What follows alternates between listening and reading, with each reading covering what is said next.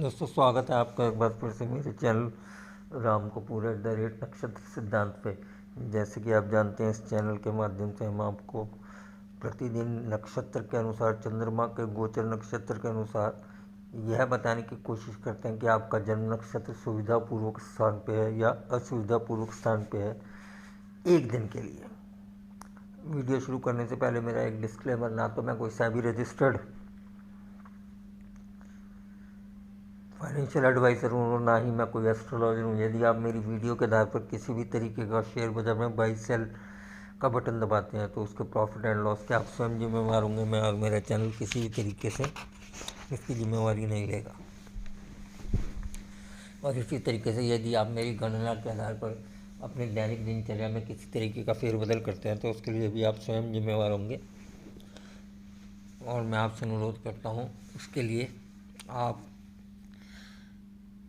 अपने गुरुजन से ज़रूर विचार विमर्श कीजिए। यह वीडियो एक एजुकेशन पर्पस के लिए बनाया जा रहा है। आइए शुरू करते हैं आज का वीडियो। दोस्तों, ये वीडियो मैं काफ़ी दिनों के गैप के बाद बना रहा हूँ। कुछ अपनी व्यस्तता के कारण बीच में मुझे समय नहीं लगा तो मैं वीडियो नहीं बना सका। यह वीडियो तारीख 10/1/2023 तारीख 10/1/2023 वार दिन मंगलवार के लिए, मंगलवार के लिए है। हिंदी तिथि तृतीया, जो कि 12:10 तक रहेगी। दिन के तृतीया तिथि 12:10 पर रहेगी। उसके बाद चतुर्थी तिथि शुरू हो जाएगी। थोड़ा इन बातों का ध्यान रखना। चंद्रमा की राशि सिंह है, जो कि सुबह 9 बजे से लगेगी। उससे पहले चंद्रमा कर्क राशि में रहेंगे और चंद्रमा 9 बजे अपनी राशि परिवर्तन करके सिंह राशि में आ जाएंगे। चंद्रमा का नक्षत्र मघा है, जिस नक्षत्र के स्वामी केतुदेव होते हैं। चंद्र राशि सिंह, सुबह 9 बजे से चंद्र नक्षत्र मघा, नक्षत्र स्वामी केतुदेव।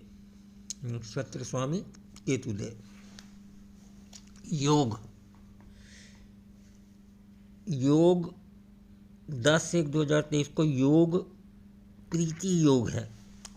प्रीति योग 11:20 सुबह तक योग प्रीति योग है। 11:20 तक का प्रीति मतलब जो प्रेम विस्तार को कहते हैं, प्रेम विस्तार करना प्रीति योग है। उसके बाद जो योग लगेगा उसमें आयुष्मान योग लगेगा, दीर्घायु योग होता है। 11:20 सुबह तक प्रीति योग और उसके बाद आयुष्मान योग, जो कि दीर्घायु का योग होता है, वह लगेगा। अब 2-3 बातें आप ध्यान से सुने। कल तिथि 2 पड़ेंगी। एक तो तृतीया तिथि पड़ेगी 12:10 दिन तक। उसके बाद चतुर्थी लगेगी। योग भी कल 2 पड़ेंगे। पहला योग होगा प्रीति, जिसका अर्थ होता है प्रेम विस्तार, 11:20 तक।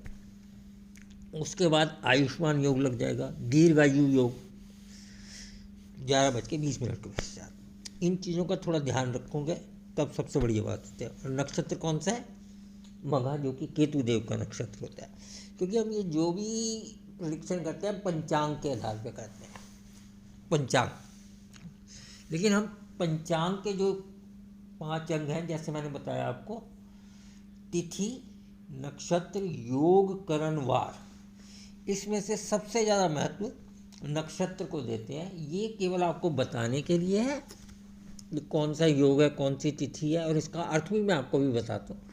और गणना हमारी नक्षत्र के आधार पर होती है। अब जो तिथि है तृतीया तिथि है, इसकी राशियाँ जो दग्ध राशियाँ होती हैं, मैंने आपको दग्ध राशियों का कॉन्सेप्ट बताया था। तृतीया की दग्ध राशियाँ होती है सिंह और मकर।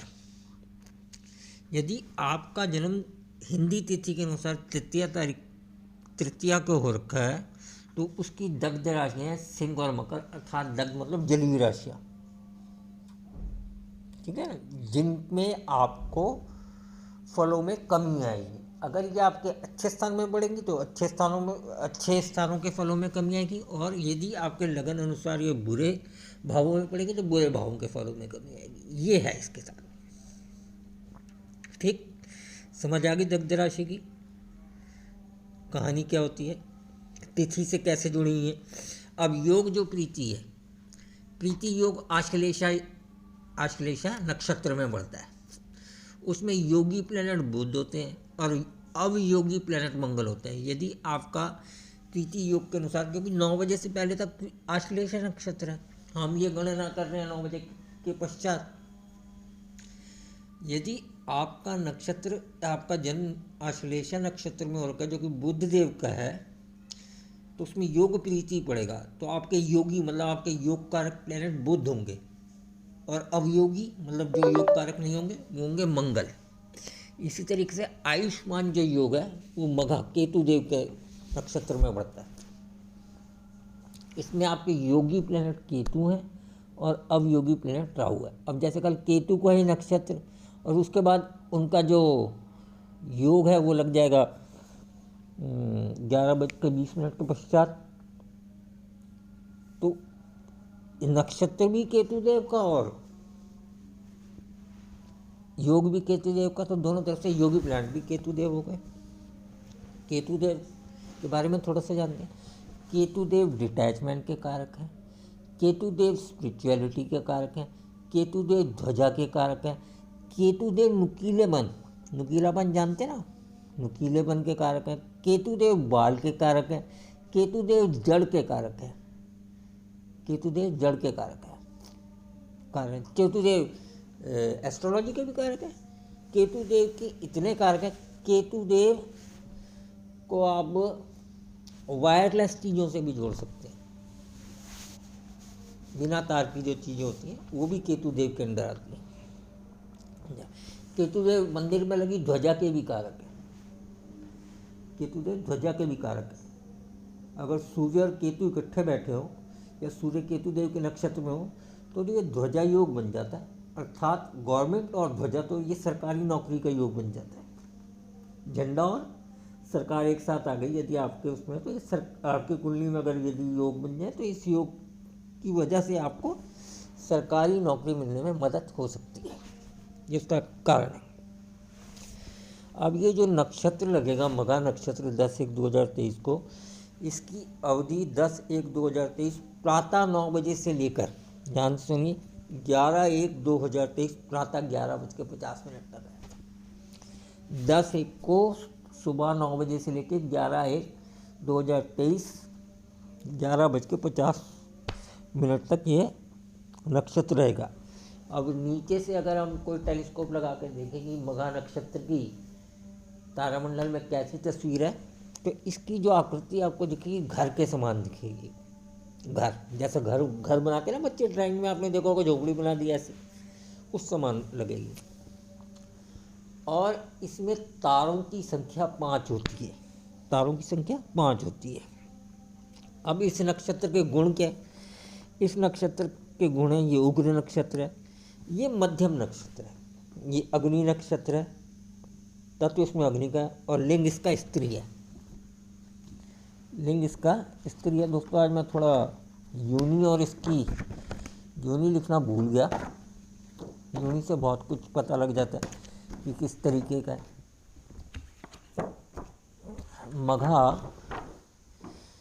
मघा नक्षत्र में योनि मूषक जानते हैं ना, संस्कृत में कहते हैं, गणेश जी की सवारी को मूषक कहते हैं। चूहा, गण इसके राक्षस और देवता इसके पितृ हैं।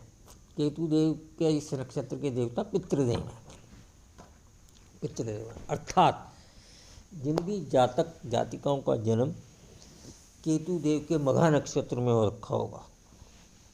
एक तो आकृति से जोड़ो पहले उस चीज़ को, घर, उन्हें घर बड़ा पसंद होगा, घर उनके पास घर बहुत सारे होंगे, उन्हें घर में रहना पसंद होगा। कितनी बातों से जोड़ सकते हो आप, उन्हें घर में रहना पसंद होगा, उनके पास घर बहुत हो सकते हैं। तारा संख्या 5 है ना, 5 घर भी हो सकते हैं, एक अंक है ना वहाँ पे, समझ रहे हो ना आप मेरी बात को। उग्र मतलब थोड़ा गुस्से वाला, क्रूर स्वभाव हो सकता है, मध्यम दरमियाने कद के हो सकते हैं। तत्व अग्नि मतलब जबरदस्त ऊर्जा वाले, धार्मिक हो सकते हैं, और लिंग स्त्री होने से थोड़ा बहुत मन में मातृत्व भी हो सकता है, करुणा भी हो सकती है, यदि उनके ग्रह गोचर इस तरीके से कुंडली में बैठे हुए हैं। तिथि 10/1/2023 को प्रातः 9 बजे से लेकर 11/1/2023 प्रातः 11:50 तक, अर्थात सोमवार 10/1/2023 को प्रातः 9 बजे से लेकर बुधवार 11/1/2023 प्रातः 11:50 तक गोचर के चंद्रमा मघा नक्षत्र जो कि केतु देव का है उसमें रहेंगे। अब केतु देव से गणना करने के आधार पर निम्न ग्रहों के नक्षत्र में जन्म लेने वाले लोग कौन कौन से नक्षत्रों में, केतु देव के नक्षत्र, चंद्रदेव के नक्षत्र, राहु देव के नक्षत्र और शनि देव के नक्षत्र।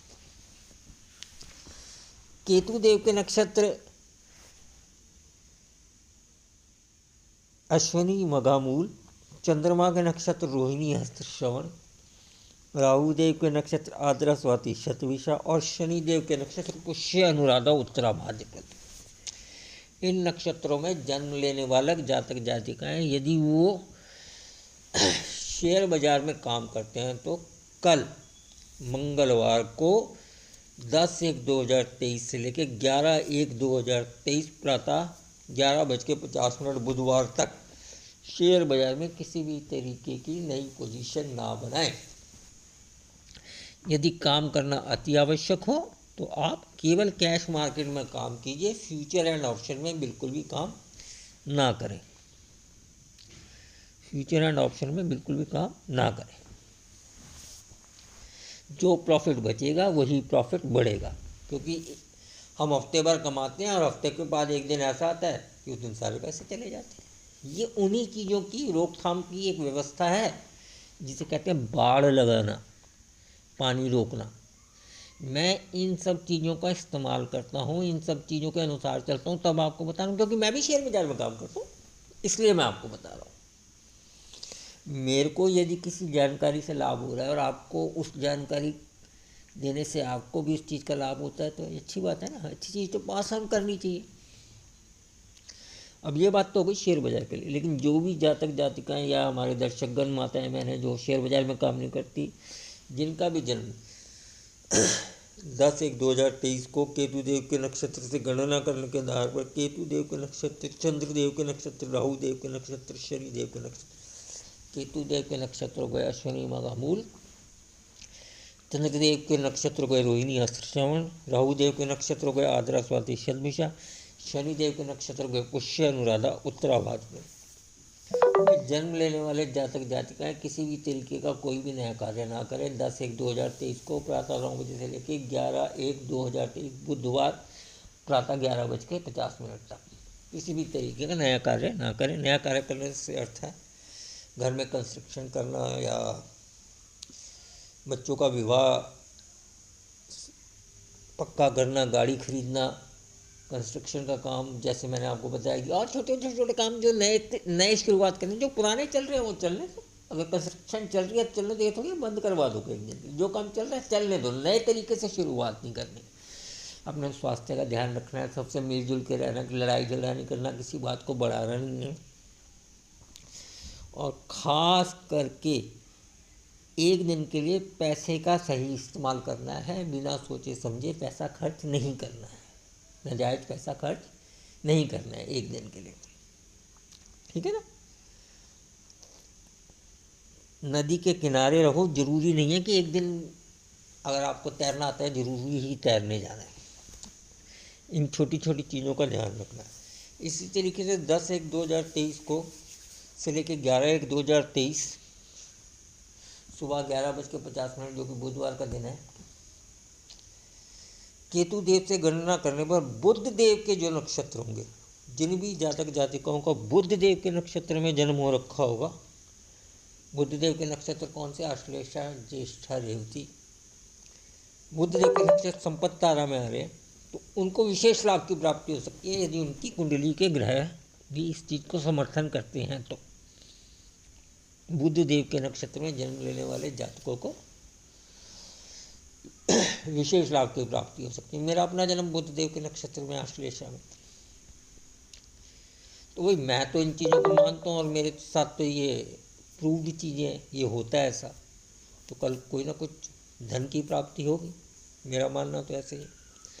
इसी के साथ मैं अपनी वाणी को विराम देता हूँ और माता रानी से प्रार्थना करता हूँ कल का दिन आपका सुखमय बीते और आपको ढेर सारा मुनाफा हो। इसी के साथ सभी दर्शकों को जय माता दी। और मेरी आपसे प्रार्थना है कि आप मेरे चैनल राम कपूर @ नक्षत्र सिद्धांत को सब्सक्राइब कीजिए, लाइक कीजिए, अपने दोस्तों में शेयर कीजिए ताकि इसकी पॉपुलैरिटी बढ़े और इसके थोड़े से सब्सक्राइबर बढ़े। ऐसी छोटी छोटी जानकारियाँ मैं आपको देता रहूँगा। दोस्तों एक चीज़ और ध्यान रखना, राहु और केतु जो खास करके, ये मैं आखिरी में पॉइंट बोल रहा हूँ, राहु और केतु, राहु गवर्न करते हैं फ्यूचर एंड ऑप्शन को। जिनकी कुंडली में राहु की स्थिति अच्छी ना हो उनको फ्यूचर एंड ऑप्शन में काम नहीं करना चाहिए। हाँ, राहु के हाथ में है फ्यूचर एंड ऑप्शन, और केतु स्पेशली गवर्न करते हैं ऑप्शंस को। हाँ, इस बारे में मैं आपको विस्तार से बताऊंगा। तो आप मेरे चैनल राम कपूर @ नक्षत्र सिद्धांत को सब्सक्राइब कीजिए, अपने दोस्तों में शेयर कीजिए ताकि मैं प्रतिदिन जो एक वीडियो लोड करता हूँ आपको मिल सके और आपको भी उसकी में दी गई जानकारी से लाभ हो सके। इसी के साथ मैं माता रानी से प्रार्थना करता हूँ कल का आपका दिन सुख में और खूब प्रॉफिटेबल बीते। जय माता दी, जय माता दी, जय माता दी।